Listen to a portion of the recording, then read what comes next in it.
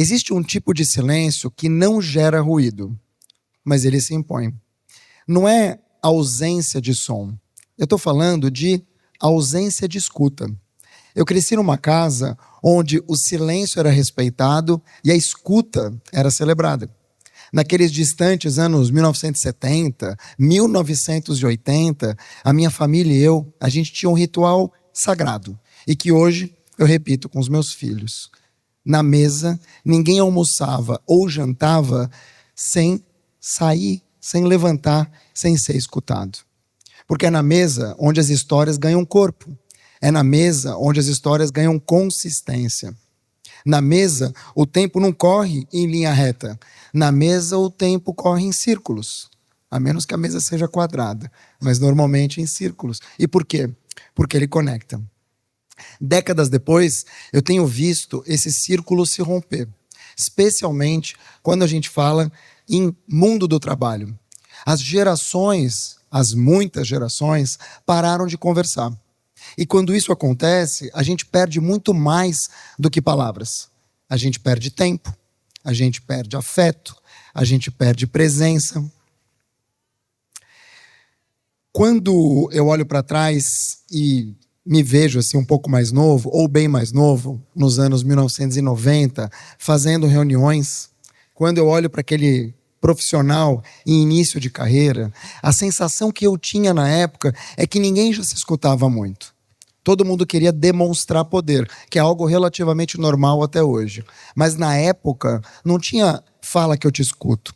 Era você escuta e eu falo. Uma espécie de torta de climão no café da manhã e também no almoço, às vezes no jantar. Então, onde deveria haver troca, surgia a distância. Onde deveria ter curiosidade, crescia o julgamento. Só que essa dinâmica, a dinâmica da falta da escuta, ela vai minando tudo por onde passa.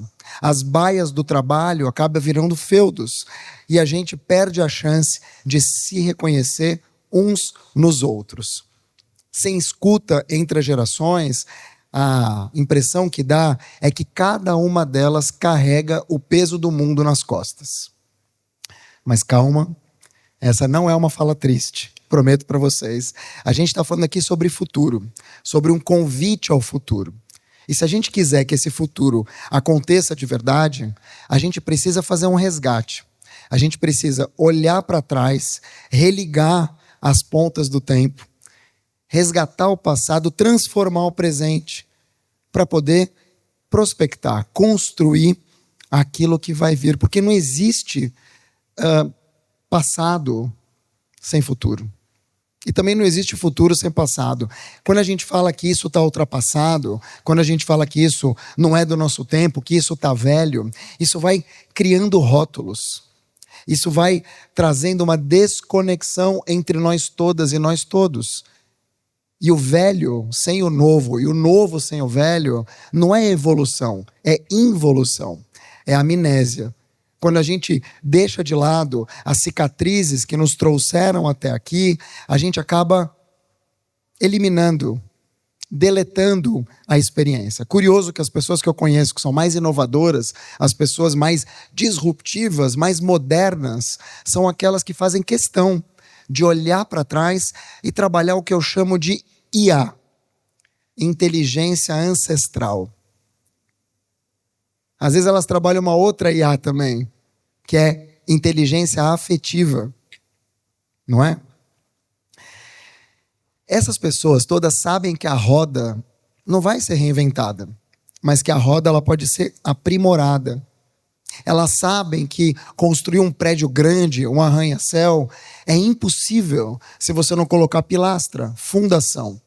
Elas sabem que não dá para sair correndo sem você aprender ou aprender a andar, porque uma hora você cai. A gente vive hoje uma era que a gente chama de hiperconectividade. Tudo ao mesmo tempo agora. Inteligência artificial, essa sim, uma IA mais conhecida. A gente vive redes sociais, a gente vive assistentes de voz, a gente vive computação quântica chegando e também muitos paradigmas. Muitos paradigmas.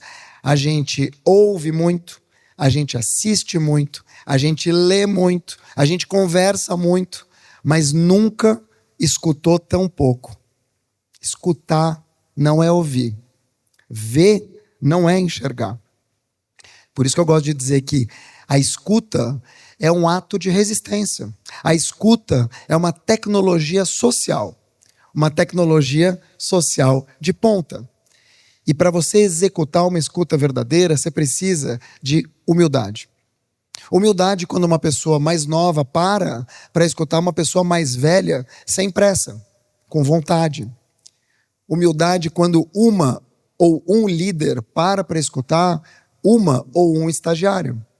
Humildade quando um pai ou uma mãe para escutar um filho ou uma filha. E juntos eles co-constroem uma história. A paternidade não é sobre prevalecer, é sobre educar. E uma escuta generosa, ela transforma muito mais. Porque ela transfere mais do que informação, ela transfere valores. Como jornalista, eu tive a honra, muitos anos, de viver dias assim. Dias em que a escuta, quando ela era compartilhada, ela trazia mais do que colaboração. Ela trazia aulas. E um desses dias, em que a maioria aqui vai lembrar, foi 11 de setembro de 2001. Aquele 11 de setembro. Uma terça-feira.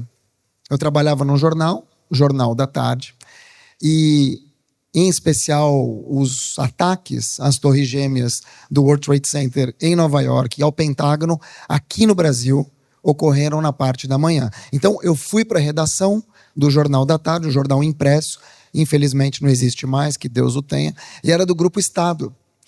E ele tinha mais ou menos essa configuração. De um lado era o Jornal da Tarde, do outro lado era o Estadão, era separado por um enorme corredor. E estava todo mundo lá de manhã.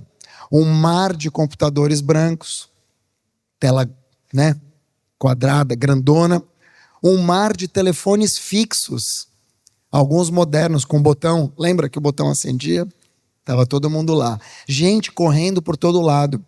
E a jornalistada, eu incluso, de 20 a 70 anos, conversando, gritando, mas também aprendendo uns com os outros. Por quê? Porque cada um trazia a sua vivência, o seu jeito de cobrir, mesmo que à distância, uma guerra. De entender como o mundo estava desabando pela televisão, pelo rádio, pela internet. Então, os jornalistas mais velhos, eles gritavam assim, checa tudo 3 vezes, não dá para fazer desse jeito, papapá. Os um pouco mais novos, mais modernos, eu incluso, a gente estava grudado na CNN. E você tinha a turma empolvorosa, que é a turma das últimas notícias, que estava trabalhando no portal. Imagina você cobrir à distância o fim do mundo e ter que preparar uma edição de jornal que vai sair no dia seguinte. Uma edição histórica. Ou seja, até à noite já tinha todos os portais, o Jornal Nacional, trazendo as informações em tempo real. Tudo que a gente trouxesse no dia seguinte iria ficar velho, ou quase isso. Mas não aconteceu. E não aconteceu porque, muito mais do que uma aula de jornalismo, a gente teve ali uma aula de escuta ativa, que é você escutar, processar e responder. Aquele dia foi marcante porque aquela edição histórica, que saiu em 12 de setembro de 2001, só saiu histórica porque houve ali um choque, uma fricção entre a urgência do novo e a experiência dos mais velhos. Aquela edição histórica me mostrou que escuta não se faz só com os ouvidos, se faz com presença, acima de tudo. Nesse momento, 7 gerações convivem no mercado de trabalho. 7. E isso muda tudo. Muda a forma que a gente se relaciona, muda a forma que a gente compra, que a gente vende, muda a forma que a gente conversa e até a forma que a gente namora.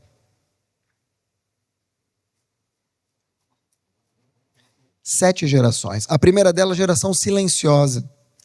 silenciosa, nascida entre 1928 e 1945. Hoje, octo e nonagenários. Depois, a gente tem os baby boomers, nascidos entre 46 e 66, final dos anos 60. Depois vem a geração X, que é a minha, hoje na faixa dos 50 anos de idade, nascidos no final dos anos 60 e final dos 70. E aí acontece uma espécie de aceleração do mundo. As gerações se aceleram, porque o mundo se acelera. A gente tem a geração Y, depois da minha, entre 80 e 90. Muitas vezes confundida com a geração millennial. Mas qual é a diferença? Geração Y, chip, informática, informatização. Millennial, internet. Depois vem a geração Z, nascida entre 2000 e 2010. Então, não vamos perder a conta. Silenciosos, baby boomer, X, Y, millennial e Z. 6 gerações. E a sétima? Nascida entre 2010 e 2020. Bom, mas se eu tenho pessoas nascidas em 2010, têm 15 anos de idade, estão trabalhando? Então, são esportistas, são youtubers, e no Brasil são jovens aprendizes, trabalhando nas empresas, 7 gerações. E vocês já devem ter escutado falar que muitas vezes um millennial, ou seja, nascido na virada do millennial, por isso que ele tem esse nome, 90, 2000, é alguém que é mimado. Ou você pode ter escutado que um baby boomer é alguém que é conservador. Ou que a geração Z, tão criticada injustamente por aí, é mimimi, é frágil. Só que esses rótulos, eles acabam muitas vezes virando verdades perigosas. Porque um baby boomer, ele pode ser muito mais digital do que um millennial. E você tem muito jovem de alma velha. Eu não estou falando de pouca gente de alma velha, não. Estou falando de muita gente jovem de alma velha. Por que eu estou dizendo isso? Porque cada geração, ela carrega tecnologia, ela carrega medo, ela carrega esperança, ela carrega vivência. As pessoas mais velhas do que eu viram o homem chegar à lua. Eu vi a internet nascer. É muita coisa.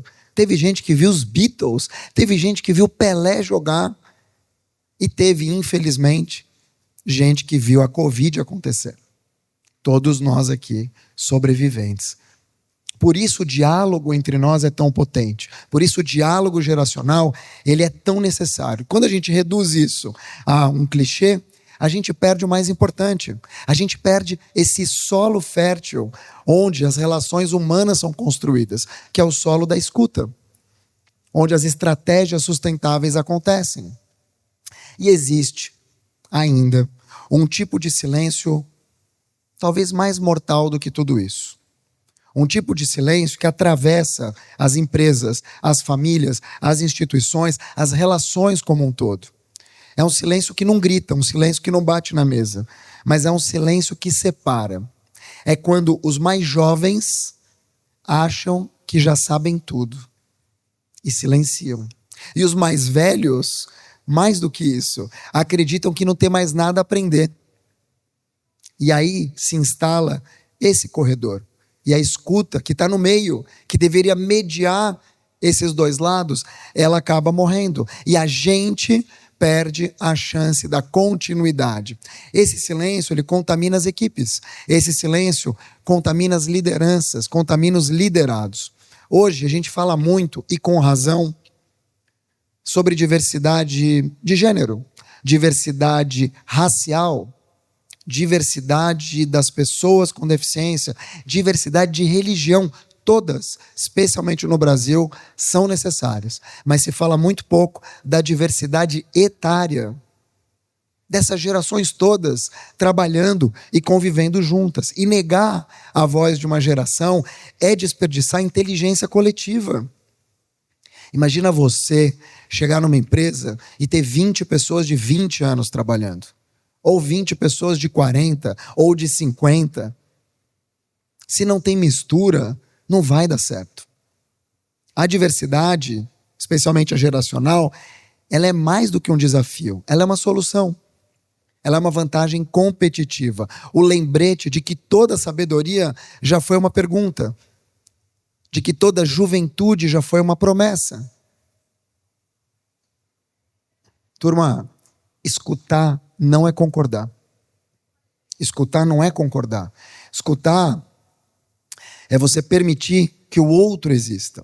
E a pergunta que me trouxe até aqui, TEDx Cuiabá, foi: o que a gente perde quando as gerações param de conversar? O que a gente perde? Mas talvez a pergunta deveria ser: o que a gente reconstrói quando a gente volta a se escutar? Porque toda geração tem algo a ensinar, mas toda geração também tem algo a aprender. E quando essa escuta acontece, o tempo não separa. O tempo costura, o tempo constrói e o tempo permanece. Muito obrigado.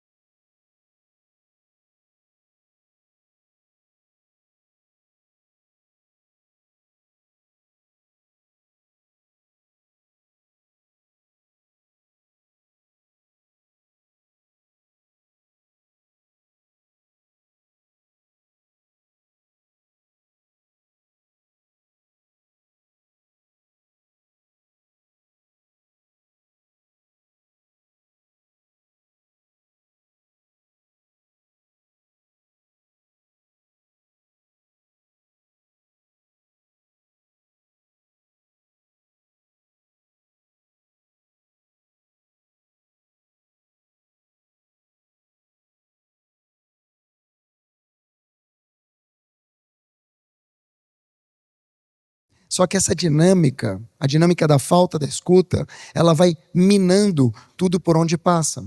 As baias do trabalho acabam virando feudos e a gente perde a chance de se reconhecer uns nos outros.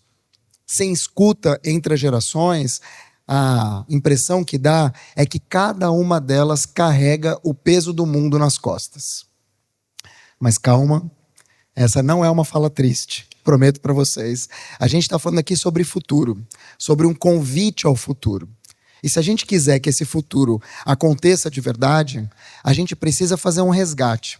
A gente precisa olhar para trás, religar as pontas do tempo, resgatar o passado, transformar o presente, para poder prospectar, construir aquilo que vai vir. Porque não existe passado sem futuro. A escuta é um ato de resistência. A escuta é uma tecnologia social. Uma tecnologia social de ponta. E para você executar uma escuta verdadeira, você precisa de humildade. Humildade quando uma pessoa mais nova para escutar uma pessoa mais velha sem pressa, com vontade. Humildade quando uma ou um líder para escutar uma ou um estagiário. Humildade quando um pai ou uma mãe para escutar um filho ou uma filha. E juntos eles co-constroem uma história. A paternidade não é sobre prevalecer, é sobre educar. E uma escuta generosa, ela transforma muito mais. Porque ela transfere mais do que informação. Ela transfere valores.